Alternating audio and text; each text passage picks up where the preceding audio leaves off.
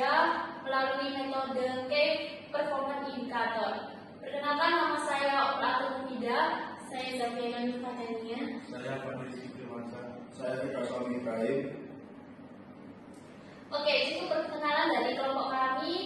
Selamat menyaksikan teman-teman semuanya. Inam, kamu perhatian nggak? Setiap bulan kita kerja keras. Tapi kayaknya kita nggak tahu pernah kinerja kita kayak gimana kayak gimana. Iya, aku juga ngerasa kayak gitu. Kayak kita tuh nggak ada yang benar-benar ngecek hasil kerja kita. Jadi kita tuh kerja seadanya tapi nggak jelas nilai dari mananya. Betul, susah. Tapi kalau nggak ada yang menurut kita juga nggak tahu harus kinerja kayak apa. Ayo, kalian lagi dibayar. Main apa tuh? Iya, kita lagi ngomongin soal kinerja. Kayak kita tuh kerja terus tapi nggak ada evaluasi yang jelas gitu. Oke, saran kalian diterima. Ayo ikuti dulu diskusi ke ruang Pak Fahmi. Ayo. Sini. Permisi, Pak. Ya, silakan dulu. Jadi begini Pak, saya dengar dari mereka ini ada keluhan bahwa sistem perusahaan kita itu belum ada yang namanya pengukuran kinerja.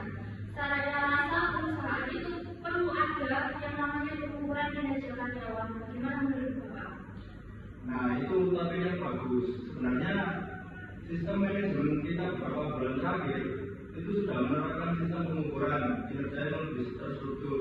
Nah, salah satu caranya itu dengan KPI atau Key Performance Indicator. KPI, apa itu? Jadi KPI itu adalah indikator spesifik yang kita gunakan untuk mengukur kinerja berdasarkan target yang sudah ditentukan. Nah, misalnya itu kalau di divisi penjualan KPI-nya bisa berupa jumlah penjualan bulanan. Kalau di bagian produksi bisa jadi jumlah produk yang dihasilkan setiap hari. Jadi KPI itu seperti itu yang jelas buat kita lihat apakah sudah berhasil atau belum gitu ya Pak? Ya, benar sekali. Dengan KPI kita bisa tahu seberapa efektif sih kalian bekerja, dan kita juga bisa memberikan umpan balik yang lebih jelas. Bu, ternyata dengan adanya KPI kita jadi lebih semangat kerja ya Bu. Jadi lebih terarah gitu, kerjanya lebih enak gitu. Benar sekali Pina, tapi ingat tantangan itu selalu ada. Kadang-kadang hasil KPI itu juga tidak sesuai dengan ekspektasi. Dari sini bisa jadi momentum untuk refleksi diri kita sendiri dan organisasi. Maksudnya gimana?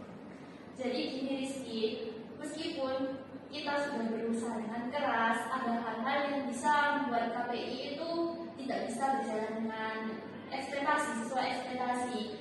Tapi itu bukan berarti gagal. Dari sini kita bisa belajar, berinovasi, mengubah strategi kita menjadi lebih baik.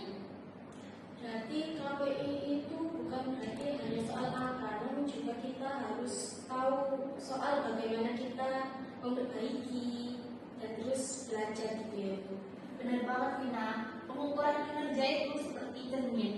Dari situ kita bisa tahu kelemahan dan kekurangan kita dan bisa menjadi kita lebih baik lagi untuk organisasi juga. Terima kasih. Terima kasih. Nah, dari hasil evaluasi bulan ini, saya sangat bangga dengan kalian. Kinerja tim kita sudah semakin baik dan saya bisa lihat kemajuan yang signifikan. Senang banget Pak Fahmi, berkat kerja keras kita semua dan pengukuran kinerja melalui KPI, perusahaan kita lebih terarah lagi dalam mencapai tujuan. Jadi KPI buat